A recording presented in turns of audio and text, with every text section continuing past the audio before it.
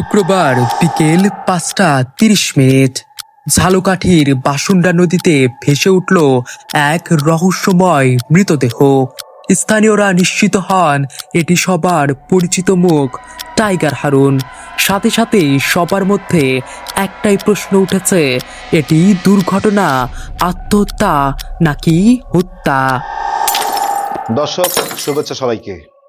হারুন আর রশিদ হাওলাদার, যাকে এলাকায় টাইগার হারুন নামে সকলে চিনে। টাইগার হারুনকে নিয়ে সার্চ বিডি নিউজের টিম দীর্ঘ অনুসন্ধান শেষে আপনাদের মাঝে হাজির হয়েছে আমি হাসনাইন তালুকদার দিবস। দর্শক, আমাদের অনুসন্ধানের যে তথ্যগুলো আমরা পেয়েছি তা আপনাদের মাঝে তুলে ধরছি। অনুসন্ধানের প্রয়োজনে আমরা কথা বলি টাইগার হারুনের স্ত্রীর সাথে। আদান থেকে আদানের 15-20 মিনিট পর উঠেছে আমারে। আদানের 15-20 মিনিট পর উঠেছে মন তো আমিও নামাজ পড়বো, তুমিও নামাজ পড়ো। তুমি যদি নামাজ না পড়ো হেলে কিন্তু সবসময় বলে তোমার হাতে রান্না খাবো না। তাই নামাজ পড়তে আমার উঠেই গেছে। আমার ঘুমের লাগিয়ে আমি ঘুমেই রয়েছি, যেটা সত্য আমি এই দিয়ে কইছি, মিথ্যে কথা কম না। এই আমি ঘুমে এবার একটু পরে আমি উঠিয়া 6টার দিকে নামাজ পড়ছি, দোয়া কালাম পড়ছি, তফসি করছি। এরপরে তো উনি বাসায় দিয়ে বাইরেই গেছে। স্ত্রীর ভাষ্য মতে ভোরে ফজরের আজানের পর তিনি বাসা থেকে বের হন, কিন্তু তারপর আর ফেরেননি। আমরা তার বাসার কাছের গাজীবাড়ি মসজিদ থেকে অতুল মাঝি খেয়াঘাট পর্যন্ত 3টি মসজিদের ইমামের সাথে কথা বলেছি। সবার বক্তব্য একই, তারা টাইগার হারুনকে কখনোই ফজরের নামাজে দেখেননি।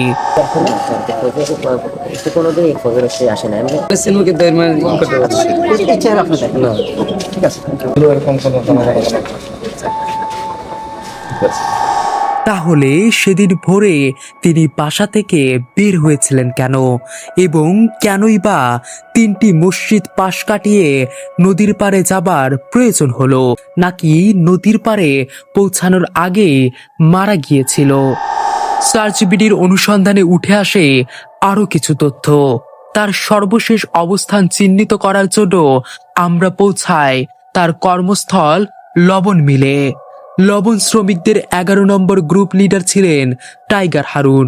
সেখানকার শ্রমিকরা জানান, বৃহস্পতিবার বিকেলে লবণের ট্রলার আসলে তিনি একবার এসে কোনো রকম দেখা করে চলে যান। সকাল বিশেষবার এখানে আমি দেখছি, মানে সে ওপার গেছে নৌকো করাইয়া, এখানে নৌকো উঠে 4টার দিকে দেখছি ওপার গেছে। আর সে আপনি কি করেন? আমি নৌকো চালাই এখানে, এই সময় দেখছি আমি।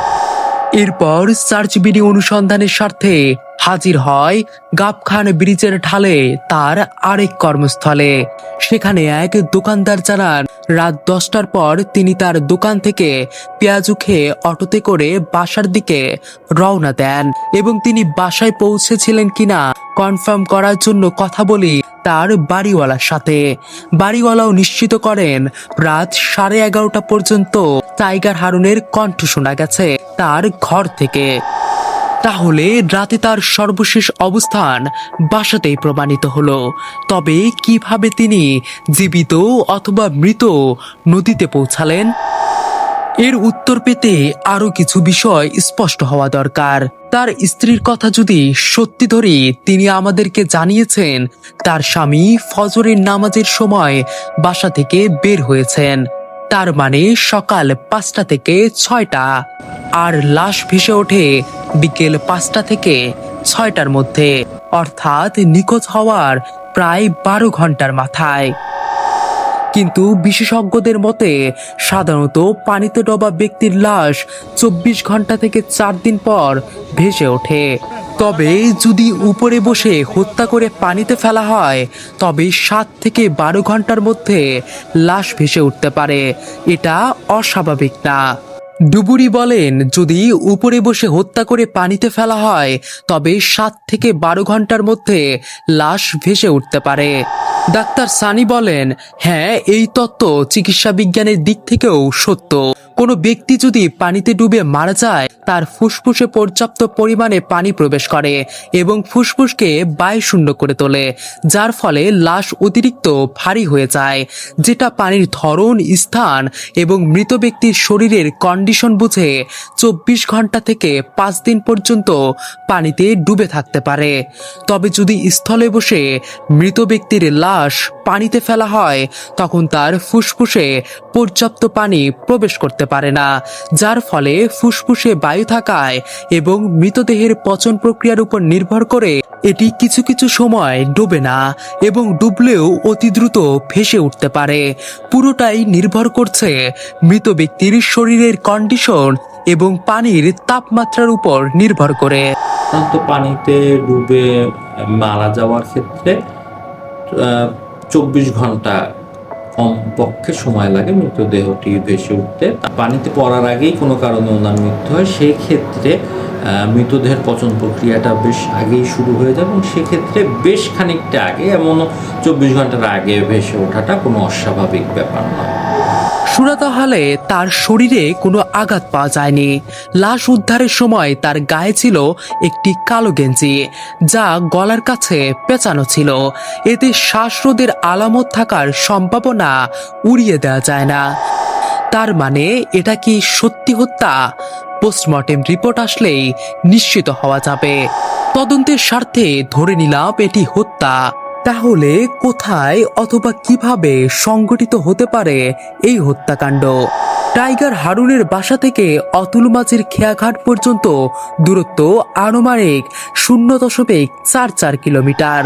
অতুল মাঝির খেয়াঘাট থেকে মৃতদেহটি সম্ভাব্য ভেসে ওঠা স্থানটির দূরত্ব উত্তরে আরো 1 কিলোমিটার।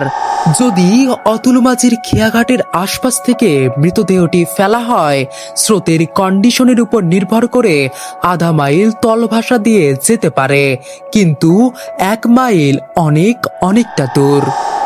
যেখান থেকে ভেসে উঠেছে সেখান থেকে টাইগার হারুনের বাসায় যাবার পথ দুইটি। একটি ভাসন্ডা ব্রিজ থেকে হাইওয়ে ধরে ইসানিল হয়ে তার বাসায়, আরেকটি ভাসন্ডা ব্রিজের নিচ থেকে নদীর পার ধরে অতুল মাঝির খেয়াঘাট হয়ে তার বাসায়। তার মানে মৃতদেহটি পানিতে ফেলার স্থান অতুল মাঝি খেয়াঘাট থেকে ভাসন্ডা ব্রিজের মাঝ বরাবর কোনো একটি স্থান থেকে হতে পারে। প্রশ্ন, যদি হত্যাকাণ্ডই হয় তাহলে কে হতে পারে এই হত্যাকারী? টাইগার হারুনের স্ত্রী দাবি করেন টাইগার হারুনের পৈতৃক সম্পত্তি নিয়ে তার আত্মীয়দের মাঝে দীর্ঘদিনের বিরোধ চলে আসছিল। এ নিয়ে অনেকবার থানায় সালিশি হয়েছে। তারাই এই হত্যাকাণ্ডের সাথে জড়িত। চায়ের দোকানে বসে স্থানীয় এক ব্যক্তি জানান, তিনি মাঝে মাঝে জুয়ার আসরে যেতেন। কেউ কেউ ধারণা করেন জুয়ার বিরোধ থেকেই হয়তো এই ঘটনার সূত্রপাত। বছর কয়েক আগে বৈদ্যারাপুরে টাইগার হারুনের বসত ঘরে জমি জমা সংক্রান্ত বিরোধ নিয়ে অগ্নিকাণ্ডের ঘটনা ঘটেছিল। সেখান থেকেও হত্যাকাণ্ডের সূত্রপাত হতে পারে। আবার অনেকেই টাইগার হারুনের স্ত্রীর কথাবার্তা এলোমেলো থাকায় এবং ঘটনার প্রথম দিকে হত্যাকাণ্ড দাবি করেও হত্যা মামলা না করায় অনেকেই ধারণা করছেন তার পরিবার থেকেই হয়তো হত্যাকাণ্ডের সূত্রপাত হতে পারে। আমাদের অনুসন্ধানের সময় ঘটনাস্থলে পৌঁছান ঝালকাঠি থানার ওসি, সার্কেল এসপি এবং অন্যান্য কর্মকর্তা। তারাও বোঝার চেষ্টা করছেন এটা দুর্ঘটনা, আত্মহত্যা নাকি হত্যা। ঝালকাঠির সদর থানার ওসি মনিরুজ্জামান জানান, টাইগার হারুন হত্যাকাণ্ড নিয়ে এখনো অনুসন্ধান চলছে। মৃত ব্যক্তির পরিবারের পক্ষ থেকে এখনো কোনো হত্যা মামলা করা হয়নি। পরিবারের পক্ষ থেকে মামলা দায়ের করলে আমরা যথাযথ ব্যবস্থা গ্রহণ করব। হারুনুর রশিদ হাওলাদার, বয়স অনুমান 57 হবে। তার মৃতদেহ বাসন্ডা নদী দিয়ে ভেসে যাওয়ার সময় আমরা সংবাদ পাই। পরবর্তীতে মৃতদেহ উদ্ধার করে নদীর পাড়ে নিয়ে এসে আমরা স্রোতাল রিপোর্ট প্রস্তুত করি। আমাদের তদন্ত কার্য চলমান। আর পরিবারের পক্ষ থেকে এখন পর্যন্ত কোনো লিখিত অভিযোগ পাওয়া যায়নি। সব তথ্য মিলিয়ে এখনো প্রশ্ন রয়ে গেছে, এটি কি হত্যা, আত্মহত্যা নাকি এটি ছিল নিছক দুর্ঘটনা? সত্য জানার অপেক্ষায় আমরা সবাই। আপনাদের কি মনে হয় কমেন্টে জানাতে ভুলবেন না। দর্শক, আমাদের সার্চ বিডি নিউজের আরও অনুসন্ধানী প্রতিবেদন দেখতে ভিজিট করুন search BD news Facebook page, YouTube channel এবং আমাদের ওয়েবসাইট www.searchbdnews.com। কারণ অনুসন্ধান সত্য উন্মোচনের একমাত্র পথ।